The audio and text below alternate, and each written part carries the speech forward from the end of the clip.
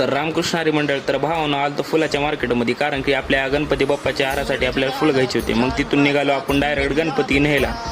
मग गणपती आणायला निघालो तर आपण बी फुलं एकदम जोशमध्ये, पोरं हलकीच्या तालावर एकदम नाचलं ते जोशमध्ये.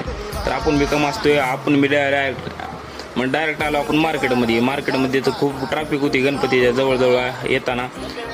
तर मग डायरेक्ट आपण आलो की मग मंडपात मग घेतला आपला गणपती पूजा करून. मग पूजा वगैरे अध्यक्षाने केली. मग पूजा काय आपला असा लुक होता बघा गणपतीचा, एकदम देखणा होता गणपती आपला. मग डायरेक्ट आपण हलकीच्या तालावर नाचल्याशिवाय राहतो होय.